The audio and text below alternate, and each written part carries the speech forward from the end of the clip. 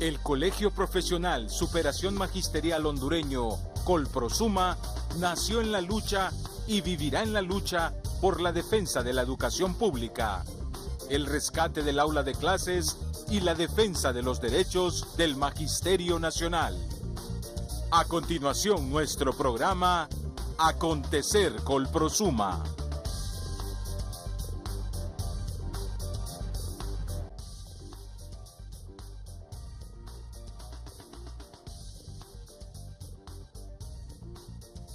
Colprosuma presentó al Congreso Nacional propuesta de reforma a la ley del INPREMA y próximamente propuesta salarial. Educación pública nunca será prioridad para gobernantes sin visión.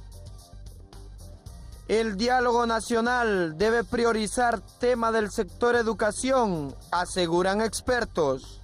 Entérate de estas y otras informaciones a continuación en tu programa Acontecer Colprosuma.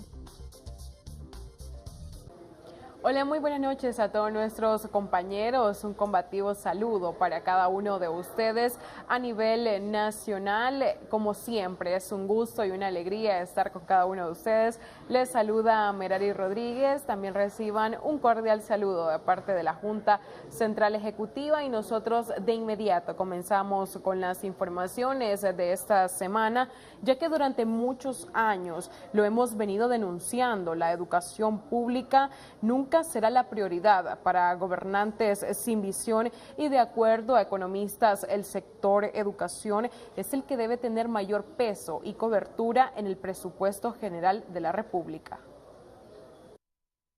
Durante muchos años hemos venido denunciando la profunda crisis que vive el sistema educativo nacional, aun cuando el gobierno hábilmente desvía la atención de los grandes problemas. A criterio de economistas, el sector educación es el que mayor peso y cobertura debe tener en el presupuesto general de la República. No podemos menoscabar la importancia que tiene el hecho de que se destinen fondos presupuestarios a la educación. Ese es uno de los sectores que mayor peso debe tener en el presupuesto nacional y además mayor cobertura en términos de financiamiento, situación que lastimosamente se ha reducido en los últimos años. Pasamos de ser un país con una gran cantidad de recursos destinados a la educación y ahora pues esa situación se ha revertido. A criterio del analista Julio Raudales, a esto se le debe sumar la mejora en la infraestructura educativa y la formación a los docentes. Sumado a que debe de mejorarse la cantidad de recursos, también hay que preocuparse porque tanto la infraestructura educativa en el país, la formación de los docentes y los recursos de los que deben gozar los niños, niñas y jóvenes en la escuela y en el colegio debe ser de primera calidad, además de no olvidar la importancia que tiene el hecho de revisar continuamente el currículo. Lo que está claro es que los países que más invierten en educación son los que más crecen garantizando calidad de vida a los ciudadanos, aseguró este analista. Posiblemente nuestros gobernantes no piensen igual, tal vez piensan que poniendo más policías o comprando más armas de guerra o quizás haciendo otro tipo de actividades pueden desarrollar de mejor forma el país. Lo que está claro es que los países que invierten más en educación, que han invertido más en educación, son los que más crecen y son los que en este momento tienen los mejores indicadores, no de educación, sino de calidad de vida de los ciudadanos. Asimismo, aseguró que en el país no hay una política salarial adecuada, refiriéndose al salario que devengan los docentes actualmente. No hay una política salarial adecuada en el país en general. Los maestros durante mucho tiempo lucharon por tener un pago digno, en algún momento lograron una conquista importante que no era simplemente una escala salarial, era más bien un estatuto que les permitía o que buscaba el desarrollo integral del sector del recurso humano en el sector de educación. No hubo formación del docente, no hubo incentivos adecuados para que el docente buscara mejores formas de hacer su trabajo y tampoco hubo el pago que el docente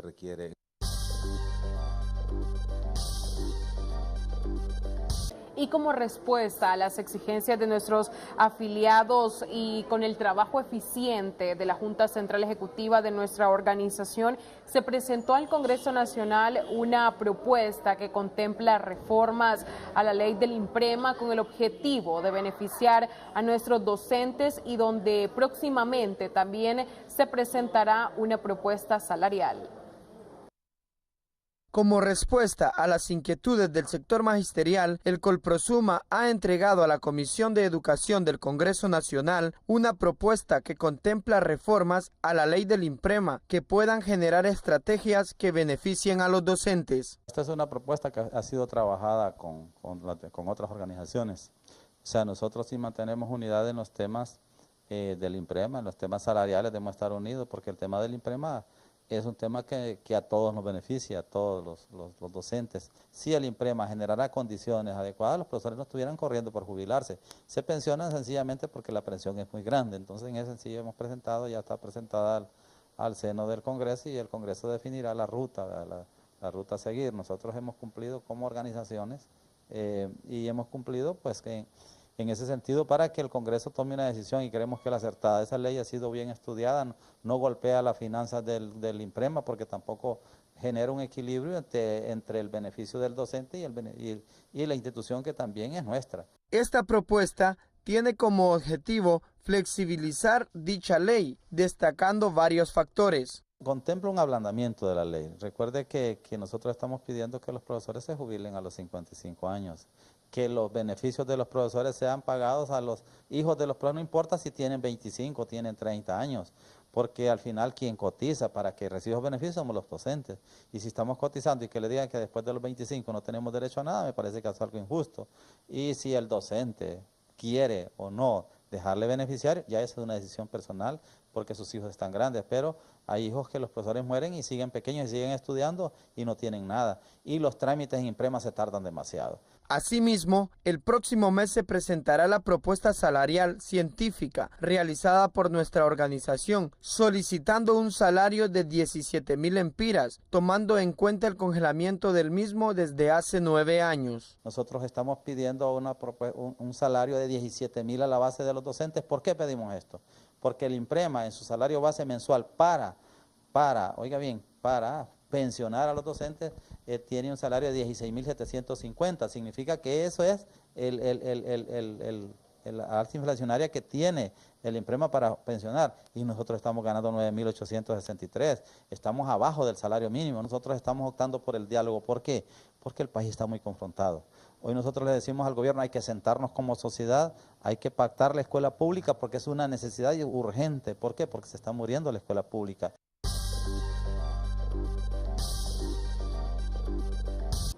Entre otras informaciones, 50 serán los temas que se abordarán en las 4 mesas técnicas del diálogo nacional en el país, donde se espera que se priorice el tema de la educación pública y su profunda crisis, ya que de lo contrario esto se convertiría en un diálogo sin contenido. Al menos 50 serán los temas que abordarán los integrantes de las 4 mesas técnicas como parte del diálogo nacional. Analistas educativos esperan que la educación pública sea un tema prioritario, esperando que se hagan las convocatorias a los actores competentes. Esta es la oportunidad para que el gobierno de la República, ya que está instaurado este diálogo, llame a los sectores por áreas también. En este caso, el sector de educación es el crucial y el fundamental, así como se estableció una comisión para apoyar todo el ámbito de la salud, también debería de respaldarse y apoyarse todo lo que se ha dejado de hacer en el ámbito educativo. Y están más pendientes en indicadores de calidad, en que si pasamos las pruebas PISA o si cómo andan los rendimientos de calidad, pero no puede haber calidad si la gente todavía no le hemos resuelto problemas de hambre, problemas de desnutrición, porque un hambriento no tiene capacidad, su cerebro no se le ha desarrollado para aprender y queremos que aprenda de la mejor manera posible. Entonces, esa es parte de lo que debemos de dialogar. Otro punto importante que se debe plantear en este diálogo es la formación docente, asegura Darío Cruz, vicerrector de la Universidad Pedagógica, tomando en cuenta que para cualquier reforma al sistema debe contarse con la participación de los educadores. Si a nosotros nos llama, Uno de los temas que nosotros vamos a plantear como Universidad Pedagógica es precisamente la formación de los docentes. Va a seguir siendo potestad exclusiva del Estado y a través de la Universidad Pedagógica y Universidad Autónoma, o quienes van a participar en la formación de los profesores, cómo deben de ser esos profesores, cuál es el perfil de formación que deben de tener. Y eso no lo podemos definir solamente en las instituciones formadoras, tienen que participar todos los sectores que tenemos que ver con el ámbito educativo. Que a veces solo asociamos la parte magisterial y la parte de los gremios con la parte salarial. Y esa es parte de uno de los temas que puede caer y que va a caer en el tema de la discusión. Pero yo siento que los colegios tienen propuestas de fondo, ¿verdad? Mucho más de fondo sobre el sistema educativo nacional. Asimismo, propone hablar sobre un pacto nacional por la educación para fijar un plan hacia dónde se quiere llevar la educación del país en los próximos años. Hablemos también de un pacto nacional por la educación, en donde todos los que tenemos que ver con la práctica educativa y con el quehacer educativo nos sentemos y fijemos un plan de hasta dónde queremos llevar el país en los próximos 5, 10, 15 y 20 años, porque los cambios en educación son lentos y hay que empezar a construir la casa desde abajo. Por eso yo insisto, el sistema prebásico, luego el sistema básico, luego el sistema medio y por último el sistema superior.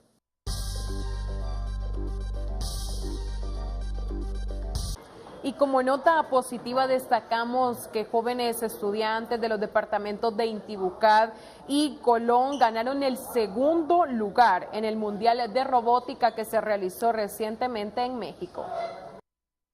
Jóvenes con talento hondureño destacaron su participación en el Mundial de Robótica que se desarrolló recientemente en la Ciudad de México, donde obtuvieron medallas de plata por el segundo robot mejor diseñado y eficiente. Destacamos que el equipo de alumnos que representó a Honduras en este evento son estudiantes del Departamento de la Esperanza Intibucá y Colón, quienes exaltaron el nombre de nuestro país internacionalmente. Actualmente Honduras en el medallero a nivel mundial ocupa el número 16, cuarto en América Latina y el primero en Centroamérica. Por su parte, Andrés Manuel López Obrador, presidente electo en México, al finalizar la competencia cerró diciendo: los jóvenes son los llamados a desarrollar la tecnología para beneficio de los países y del mundo, destacando que siempre dará su apoyo a la juventud.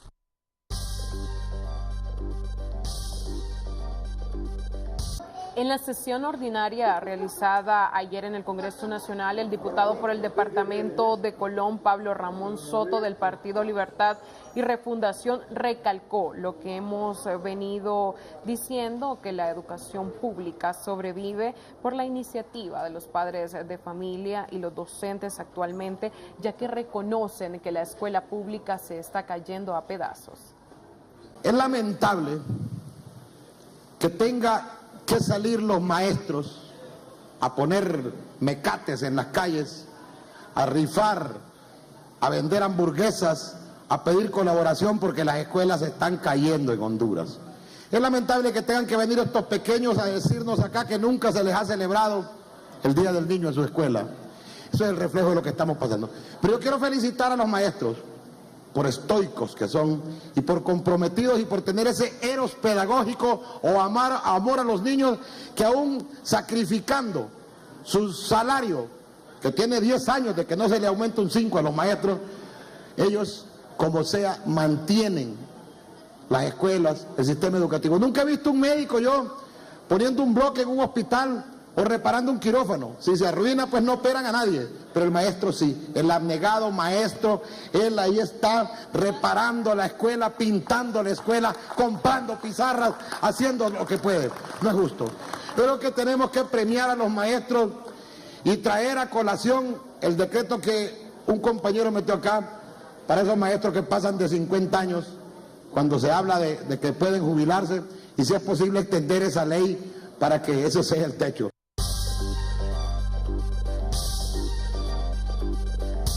En Honduras, la pobreza infantil es la más severa en toda América Latina. Alrededor del 75% de la población entre 0 y 17 años de edad vive en hogares pobres. Es por eso que la Comisión Interamericana de Derechos Humanos realizó algunas recomendaciones al asegurar que en el país no se impulsa la promoción y la protección de los derechos de la niñez. La Comisión Interamericana de Derechos Humanos establece que Honduras no impulsa la promoción y protección de los derechos de la niñez, por lo cual los asesinatos a menores de edad quedan en la impunidad, según Guadalupe Ruelas, director de Casa Alianza. En ese sentido, se pide que haya mayores niveles de prevención, de investigación y que se reduzcan los niveles de impunidad en el caso de asesinatos de niñas, que es un tema muy fuerte. También en el tema de migración, el tema de establecer, mecanismos adecuados de la prevención de la migración irregular, pero también de la protección de los niños y niñas que tienen que huir por violencia. El tema de guardianes de la patria, también se volvió a solicitar que se cierre ese programa, que ha sido nefasto. Son algunas de las recomendaciones más importantes, más allá también del tema de educación, salud, protección, que son temas ya crónicos, en el país. Asimismo, Honduras se encuentra en el segundo lugar a nivel centroamericano con mayor desnutrición infantil, según el informe de la Comisión Interamericana. En Honduras tenemos, creo que el segundo nivel de desnutrición en el área centroamericana. 23 de cada 100 infantes sufren de desnutrición aguda. Y ese es un tema que debería ser, no fácilmente, pero sí posiblemente y factiblemente prevenido. Sin embargo, la falta de educación genera que, a pesar de tener, en nuestro país los recursos necesarios para tener una niñez nutrida, sigamos dándole Coca-Cola en lugar de biberón, ¿no? Otro problema evidente es que el Estado hondureño no destina los fondos suficientes para la educación pública, por lo cual la niñez es más vulnerable a pertenecer al crimen organizado. A nivel de presupuesto, el gobierno cada año destina fondos solo para 59 de cada 100 niños y niñas, es decir, 41 niños y niñas se quedan fuera del sistema escolar por falta de inversión gubernamental. Eso ya, limita las oportunidades de estos niños y niñas, que es casi la mitad de la niñez hondureña. Pero por otro lado, tampoco hay mecanismos de protección frente a las amenazas de la violencia y el crimen organizado para los adolescentes y las adolescentes.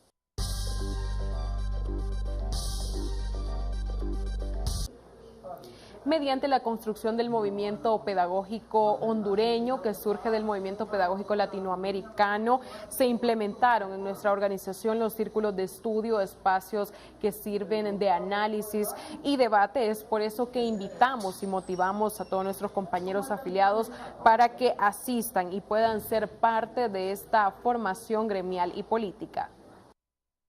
Mediante la construcción del movimiento pedagógico hondureño surge en nuestra organización los círculos de estudio, espacios que sirven para debatir, proponer, argumentar y analizar la situación actual de la educación pública. Ante esto, la Junta Central Ejecutiva y el Infode se reunieron con los coordinadores departamentales para brindarles más herramientas y fortalecer estos espacios. Nosotros queremos tener líderes que respondan a los intereses de Colprosuma, liderazgos que deben de ser los próximos que deben de asumir las diferentes estructuras en todo el país. Colprosuma es una organización que tiene presencia en toda aldea y todo caserío. Ese líder que está trabajando en la escuela, ese líder hay que formarlo para que él sea quien conduzca una estructura nacional en el país. En los círculos de estudio se analizan diversos temas donde los docentes, proponen alternativas, políticas públicas, educativas alternativas a las actuales. Asimismo, los coordinadores departamentales dieron a conocer el trabajo que se realiza en cada una de las seccionales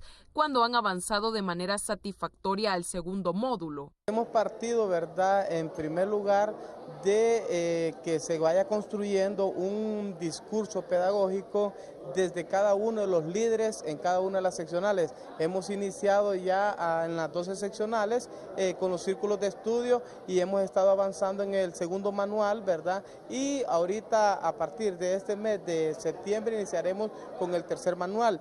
Motivados porque el deseo de saber un poco más y de salir adelante con la situación que nos tiene este gobierno, el compañero no le importa nada, se está sacrificando en horario extra a su trabajo para poder trabajar con los círculos de estudio. Con el objetivo de avanzar en una propuesta educativa que surgirá de los círculos de estudio o redes de políticas pedagógicas establecidas en cada una de las seccionales, se entregó el tercer módulo a cada coordinador. Hemos podido ver que cada uno de los coordinadores y subcoordinadores de los círculos de estudio a nivel de los diferentes departamentos del país han podido asimilar lo que se pretende llegar a estas redes políticas pedagógicas que se han establecido en cada una de las seccionales. De una forma de proceso lo tenemos que hacer sistematizadamente. Sabemos que esto no es una carrera y no quiere decir que el que hayamos leído el módulo 1 no podamos retroceder una vez que estemos en el módulo 3.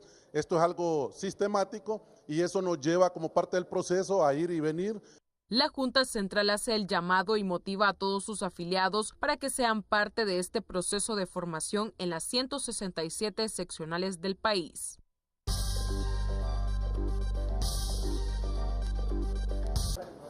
Y este fin de semana los pequeños de la casa adornarán las calles de la capital con sus coloridos y bellos trajes, ya que más de 300 jardines desfilarán en diferentes sectores de Tegucigalpa y Comayagüela. Este próximo fin de semana en las calles de nuestra capital hondureña se llenarán de alegría y patriotismo infantil, ya que los más pequeños de la casa participarán en las actividades destinadas para el mes de septiembre. En esta celebración participarán más de 300 centros de educación prebásica y aproximadamente 14.800 alumnos que exhibirán sus mejores trajes alusivos al mes patrio de nuestro país. Por su parte, Esther Lozano, subdirectora de Programas y Proyectos de la Dirección Departamental de Francisco Morazán, detalló que están listos todos los preparativos para los desfiles de este domingo, adelantando que los niños, mediante sus vestimentas, pabellones y mensajes, harán alusión a los valores familiares y patrióticos de cómo ser un mejor ciudadano para no aventurarse en emprender el viaje de manera irregular hacia los Estados Unidos y dar transparencia con la que se debe formar a la niñez hondureña. Los desfiles se estarán desarrollando en Comayagüela, en el Boulevard del Norte, frente a la colonia Torocagua, en el Carrizal hacia el Mall Premier, en el anillo periférico frente a la colonia Los Laureles y en la entrada a la residencial Los Robles por la calle Los Alcaldes. Asimismo, se anunció que los desfiles de las escuelas se realizarán el domingo 9 de septiembre.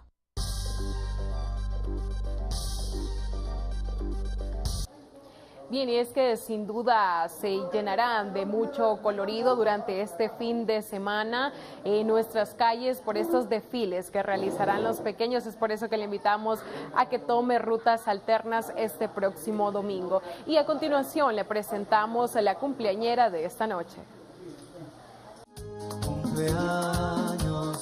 Esta noche queremos felicitar a Karen Nicole Troches de parte de sus padres María del Carmen Hernández y Roberto Troches, así como su hermana Carmen María Troches, por sus 16 años de vida. De parte de todos sus familiares y amigos, le deseamos feliz cumpleaños y que Dios le continúe bendiciendo.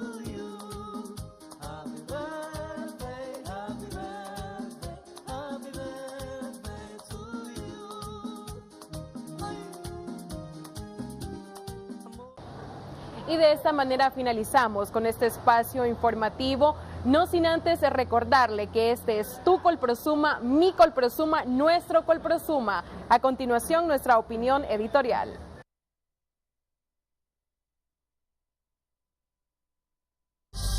Opinión editorial en Acontecer Colprosuma. Un diálogo sin contenido. Lamentablemente nos hemos convertido en el país de los escándalos. Todos los días, por la mañana, por la tarde, por la noche, las noticias lo único que revelan son crímenes, asaltos, actos de corrupción, desempleo, problemas en la educación, en la salud, con el transporte público, estudiantes reclamando sus derechos.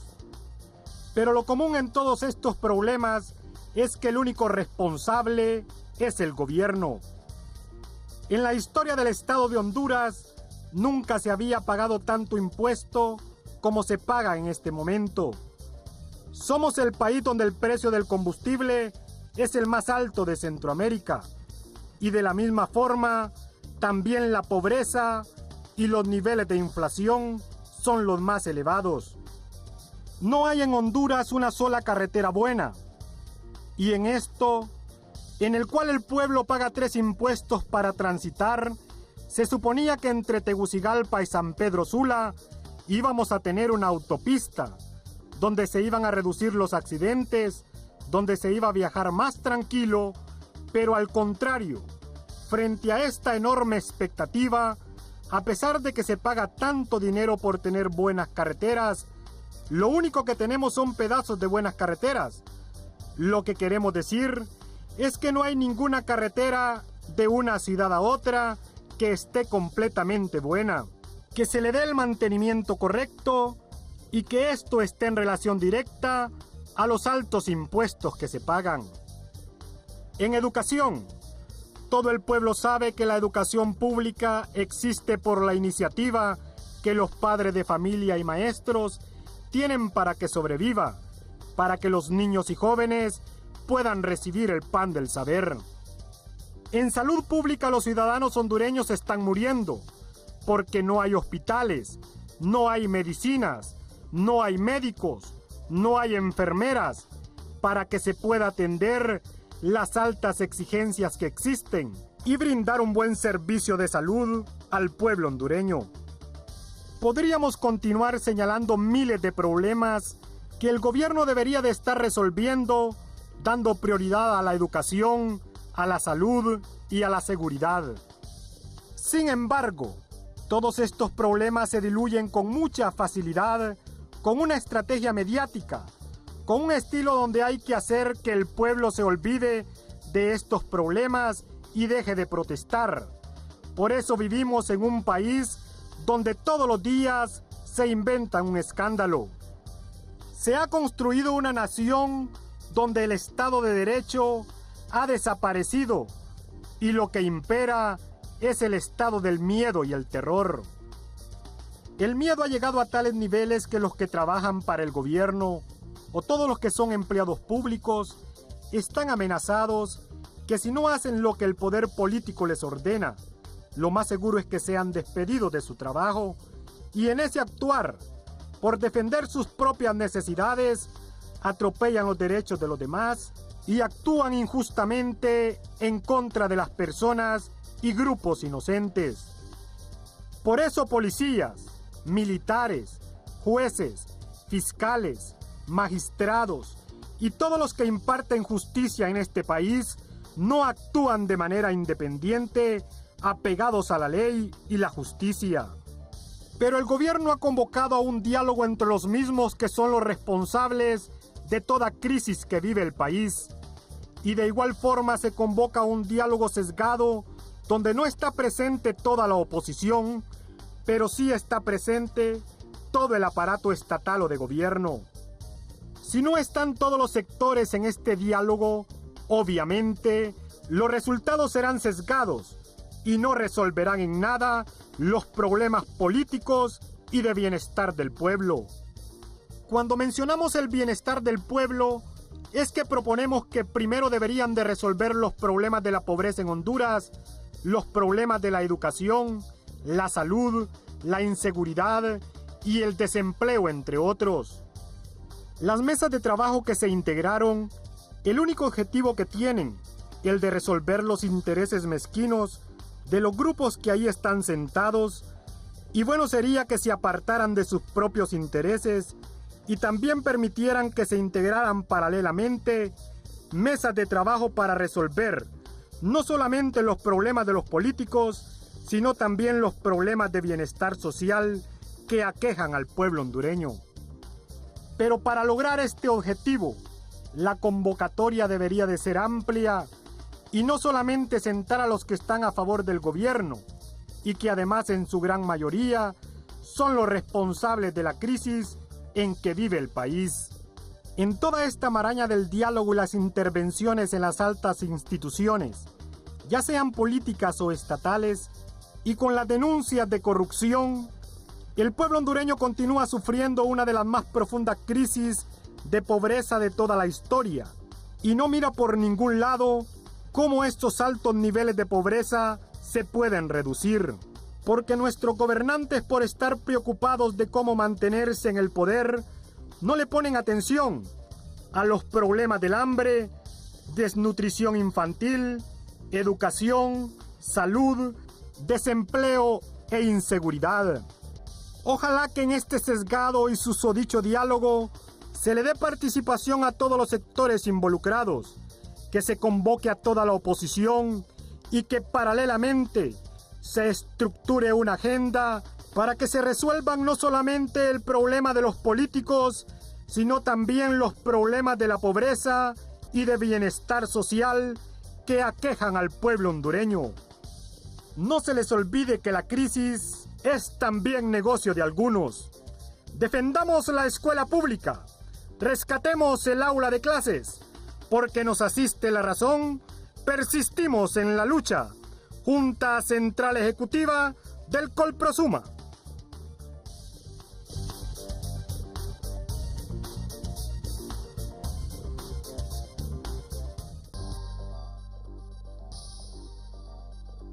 Panorama Gremial Educativo en Acontecer Colprosuma. Compañeros, continuamos en nuestro segmento de Panorama Gremial Educativo. En esta ocasión, un placer presentarle a cada uno de ustedes al doctor Efraín Díaz Arribillaga, al cual le damos la bienvenida y agradecemos que haya aceptado esta invitación a nuestro programa. Bueno, gracias a ustedes por esta invitación. El Colprosuma ha estado muy cerca siempre en mi trayectoria pública, realmente casi desde que era miembro del Congreso, así es que para mí es un gran honor aquí estar en este programa. Y es que vamos a desarrollar con don Efraín el tema el diálogo nacional y la educación pública. Sabemos que un tema muy importante de acuerdo a la crisis que se vive actualmente en nuestro país, cuando cada vez se agudiza más, cuando vemos cómo aumentan estos índices de pobreza, donde en nuestro país pues lo que menos hay es paz actualmente. Y también donde nos hemos convertido en el país de los escándalos. Vemos cómo diariamente en las noticias se destacan o se revelan temas como asaltos, corrupción, desempleo, el problema del transporte público, de los estudiantes, en fin, una variedad de problemas y muchos que se suscitan luego del golpe de Estado en el 2009. Sabemos también que en la historia de Honduras nunca se habían pagado impuestos tan altos como los que tenemos actualmente, uno de los países que paga el combustible más alto de Centroamérica. Todo esto lo estaremos abordando con don Efraín Díaz. Usted, con su larga trayectoria, como ya lo mencionaba, nuestra organización ha seguido sus pasos con esa experiencia y honestidad manifiesta como una figura pública. ¿Qué espera usted en este diálogo nacional? Bueno, mire, ha sido un largo camino, ¿no? Llegar a esto del diálogo. Debo decir de que después de las elecciones del 2017 se produce una crisis político-institucional en el país, que es el resultado de dos hechos que creo que es importante que los señalemos. Primero es el tema de la reelección. Fue un año totalmente inédito porque era por primera vez que un presidente realmente buscaba la reelección, pero una reelección que a todas luces era una reelección totalmente ilegal, aunque ha sido aceptada de alguna manera u otra por las decisiones del Tribunal Superior Electoral y otros organismos del Estado, pero efectivamente el fallo de la Sala Constitucional no modificó en absoluto los artículos que se denominan pétreos y por lo tanto esa reelección era totalmente ilegal. Sin embargo, se dio y se fue a las elecciones. Bueno, ese es el primer problema. Y el segundo problema fue un resultado electoral que fue a todas luces dudoso, poco confiable y con una absoluta falta de credibilidad, que generó una crisis postelectoral con movilizaciones en todo el país en protesta por esta situación. Entonces, de ahí viene lo que podemos dar a conocer, la crisis del 2017, muy parecida a la que se obtuvo en el 2009 y que trajo como consecuencia pues todavía la profundización de una situación de enfrentamiento, de fragmentación en la sociedad hondureña, una sociedad muy confrontada. Y eso realmente es lo que condujo a plantearse la necesidad de un diálogo que permitiera reencontrarnos en el país, por un lado, y resolver las causas de la crisis político-institucional. Por eso, de alguna manera, se buscaba que el diálogo se produjera. Y ese es el propósito fundamental del diálogo, desde mi punto de vista. Y lo hemos señalado con anterioridad, que el diálogo no puede ser un diálogo trampa, no puede ser un diálogo que esté planteado solo para ganar tiempo de un gobierno, para de alguna manera u otra lograr una legitimidad ante una falta de total legitimidad social. Lo que usted señala, la conflictividad que vive el país, solo es una demostración no solamente de la falta de legitimidad del régimen actual, sino que también la falta de capacidad de poder abordar adecuadamente los grandes problemas que el país tiene.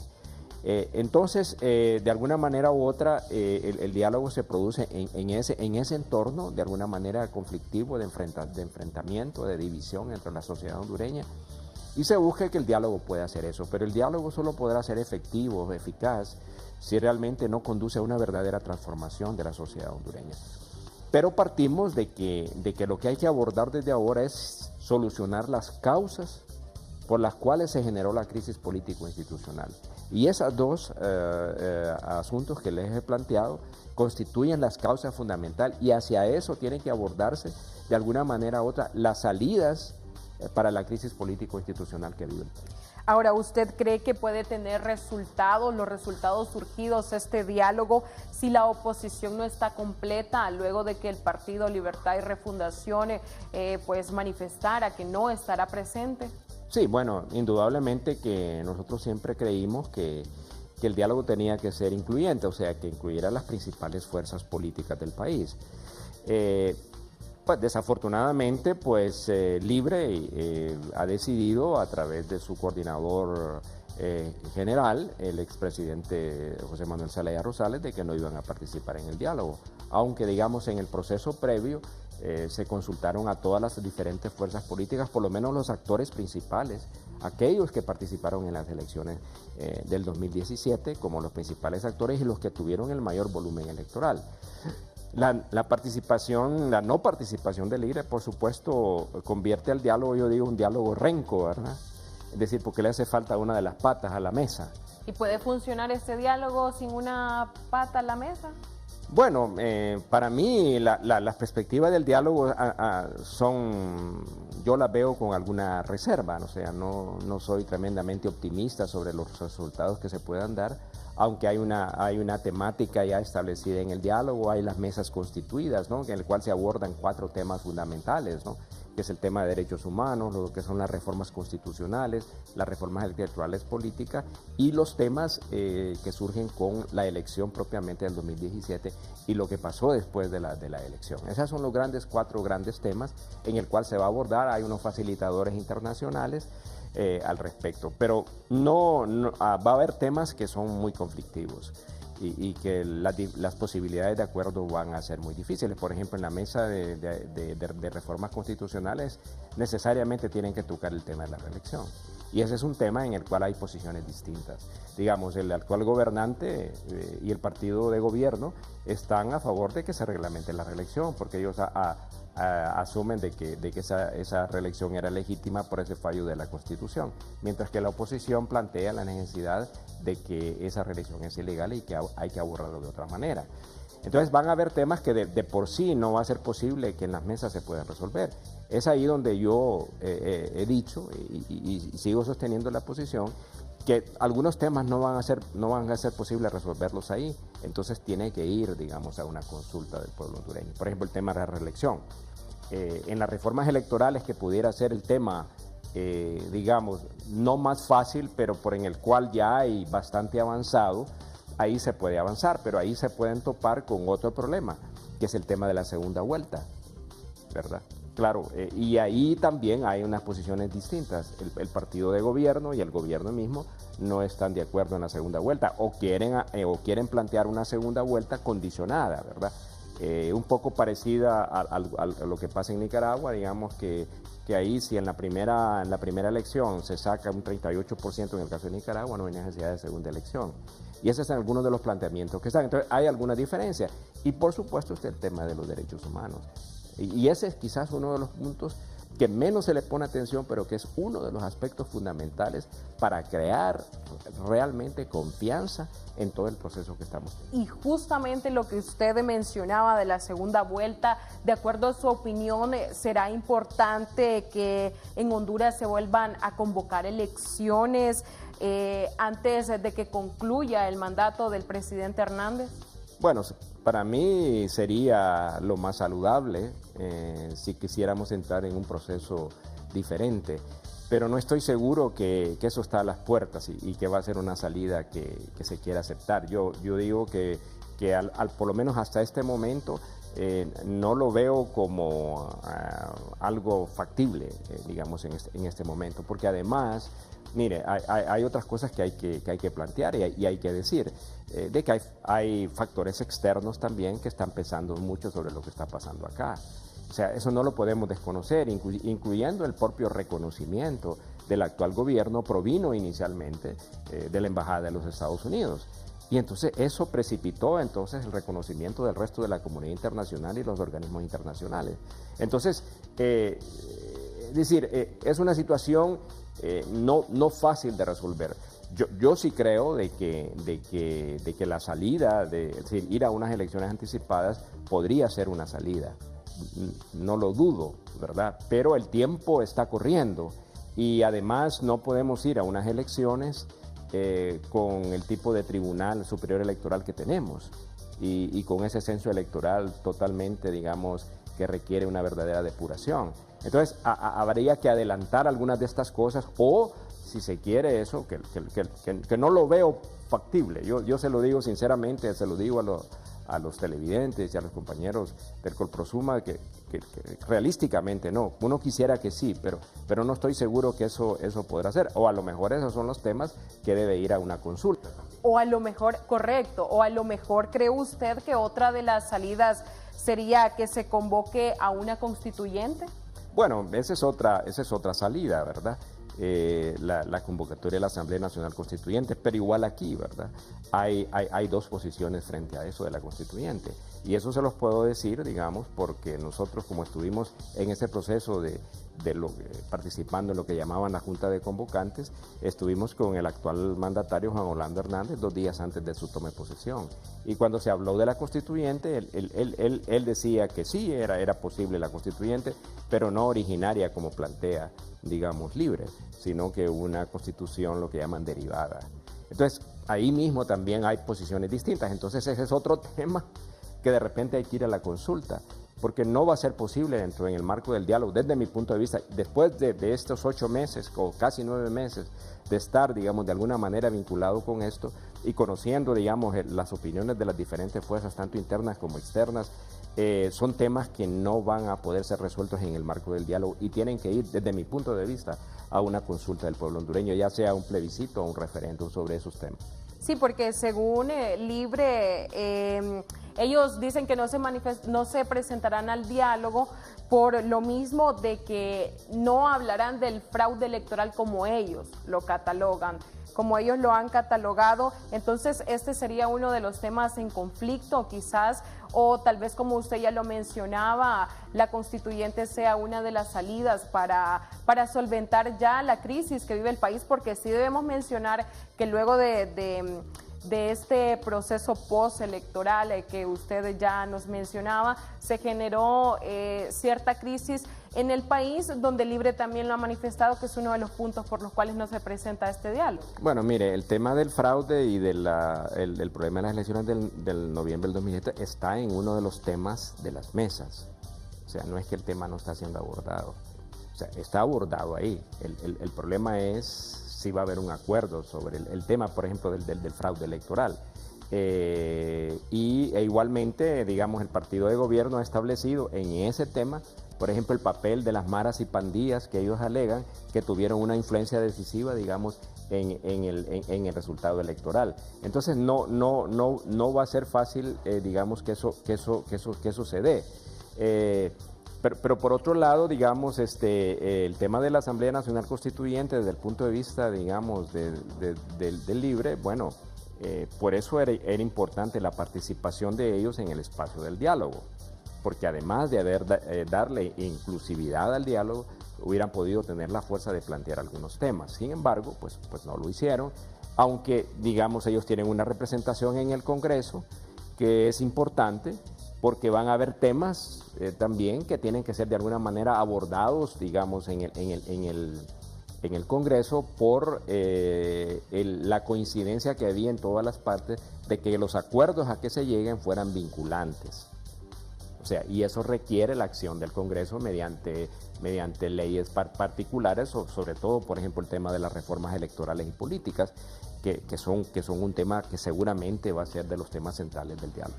Ahora, ¿usted está de acuerdo que en este diálogo esté participando el gobierno y el Partido Nacional paralelamente? Mire, yo particularmente no pienso que eso sea correcto, pero digamos, inclusive en la parte más alta del diálogo solo iban a participar aquellos que fueron candidatos en las elecciones. Salvador Narrala, Luis Zelaya y Juan Orlando Hernández. Pero después entonces vino la posición del Partido Nacional alegando de que ellos no tenían representación, digamos, en ese diálogo, lo cual era totalmente equivocado, porque claro, hay una instancia menor, que es la mesa del diálogo, que fueron las personas que asistieron a este evento de firma, digamos, del diálogo, que se llama la mesa del diálogo, donde están el Partido Nacional y está el gobierno, o sea que tienen una doble representación.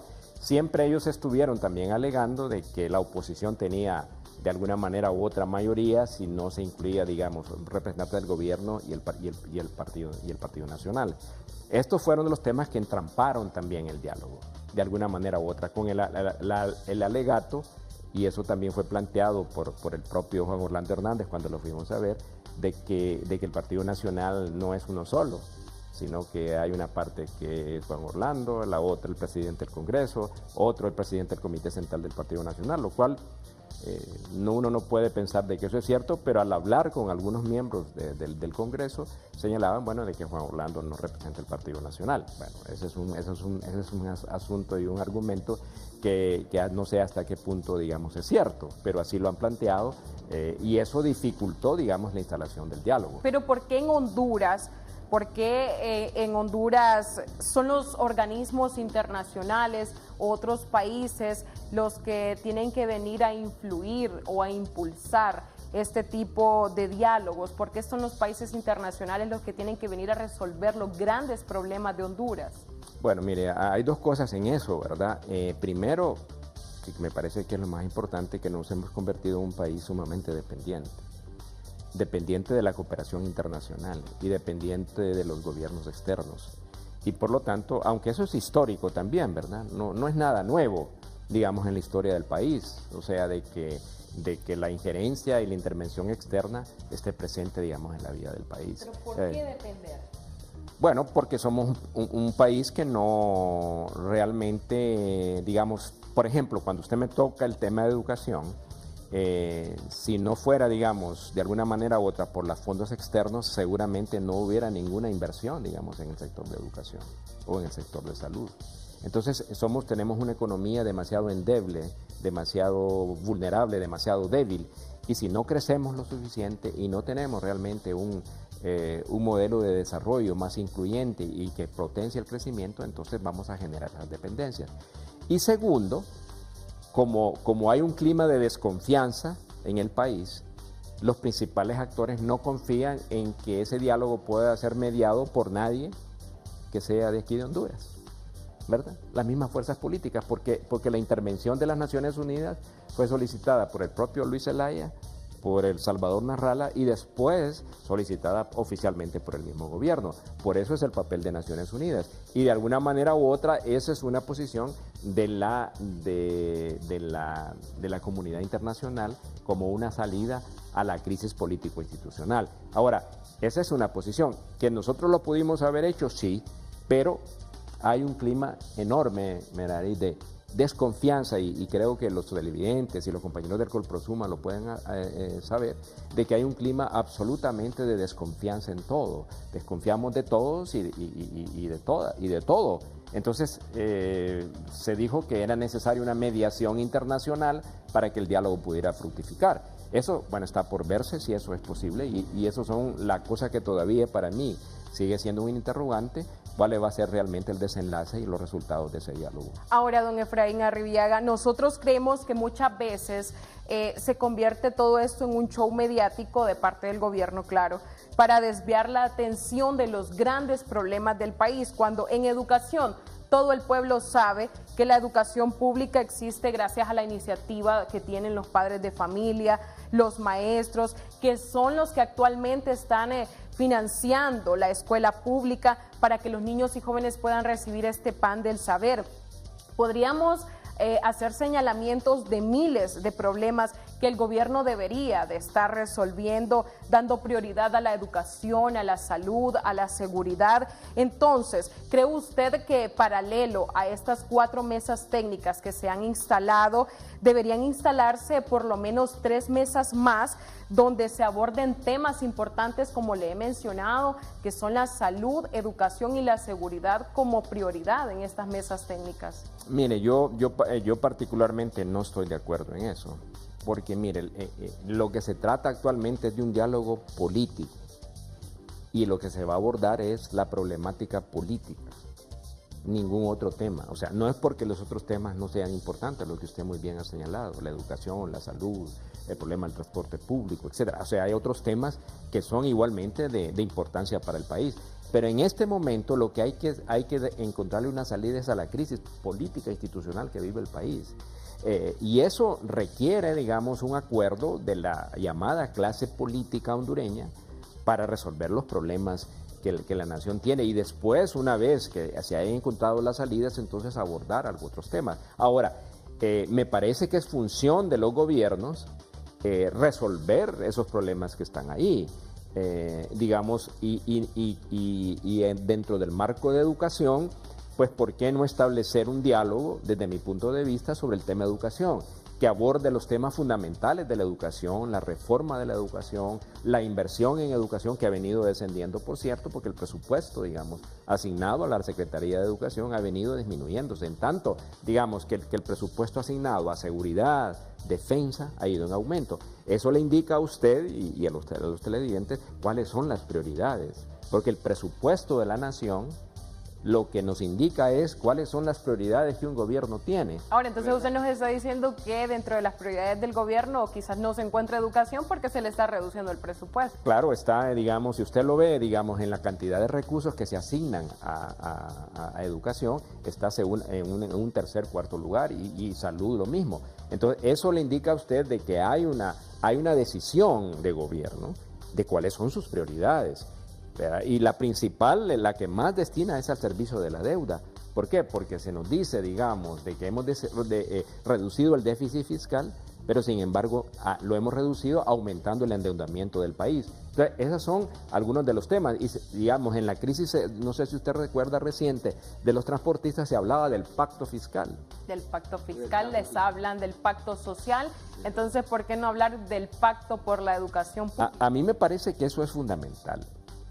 Yo creo que, mire, la nación es este país, nuestro país, y lo han demostrado los otros países. Los países que han logrado crecer y desarrollarse es porque han invertido en su gente, ¿verdad? Y han invertido en educación y en una educación de calidad.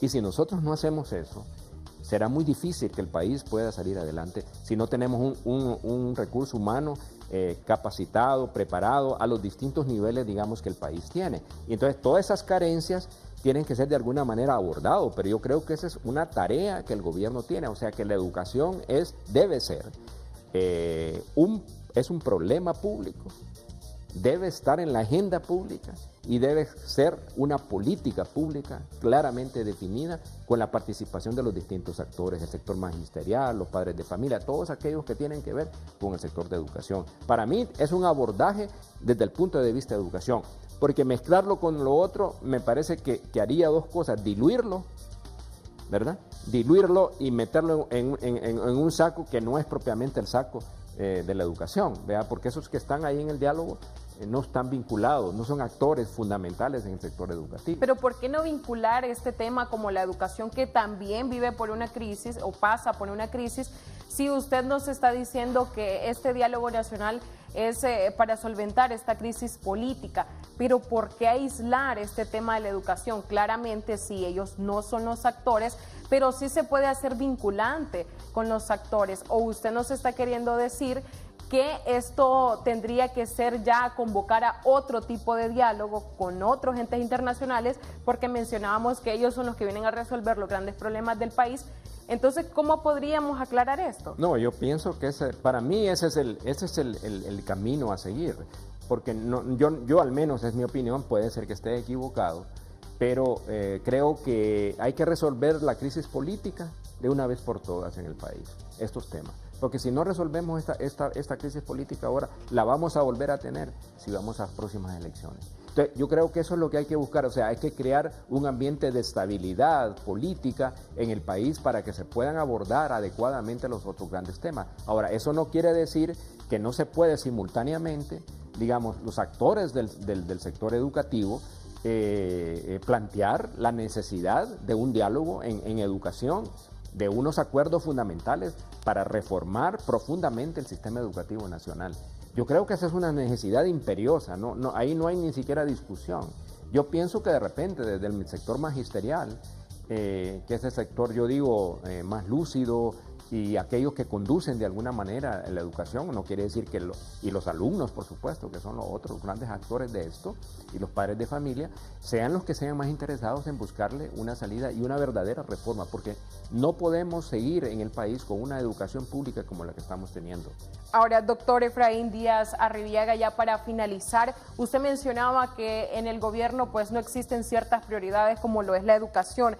Pero ¿qué piensa usted sobre el pésimo salario que devengan los maestros actualmente cuando son los formadores del futuro de nuestro país y cuando son ellos los que sufren esta crisis, cuando su centro educativo se le cae a pedazos, cuando su niño llega desnutrido, cuando no tiene el material didáctico, las condiciones pedagógicas para impartir el pan del saber diariamente? Bueno, mire, por eso yo creo que es importante lo que estábamos hablando. Porque realmente ustedes, si escuchan al gobierno, es que no tienen el dinero suficiente, pero gasta enormes cantidades de dinero en publicidad, usted ya lo mencionaba, un gobierno mediático. Pero un gobierno mediático gasta enormes cantidades en publicidad, que son de alguna manera innecesarias, y son recursos que se gastan, que se pueden reasignar para otras prioridades que el país tiene.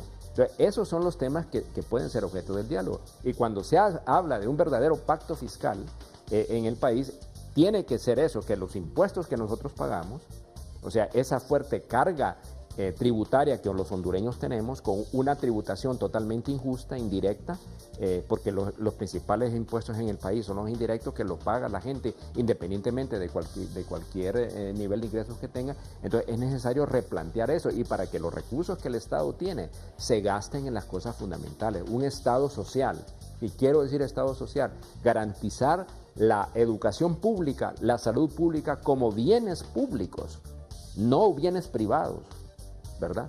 Porque la privatización de cualquiera, de la educación o la de la salud, implica de que dejan de ser de bienes públicos. Entonces nosotros, desde el punto de vista, desde mi perspectiva, es que la educación es un bien público y tiene que ser garantizada precisamente por el gobierno y por la sociedad, para que todos tengamos un acceso a la educación pública, porque si no estamos generando y profundizando mucho más desigualdades en el país, porque si tenemos una educación deficiente, entonces los padres, de alguna manera, los que tienen las posibilidades de mandar a sus niños o sus niñas o sus jóvenes a la educación privada, y no porque esté en contra de la educación privada, sino que la educación fundamental tiene que ser la educación pública. Y eso no es posible si no hay voluntad política, si no hay compromiso político. Igualmente lo que pasa con el tema del diálogo. Si no hay voluntad política de encontrar acuerdos, los acuerdos no van a ser posibles. Muy bien, agradecemos su participación, doctor Efraín Díaz Arribillaga, cuando hemos abordado ampliamente este tema del diálogo nacional y la educación pública de nuestro país. Compañeros, nosotros con esto concluimos con este espacio, agradeciendo como siempre su fiel sintonía, y nos encontramos el próximo jueves. Buenas noches.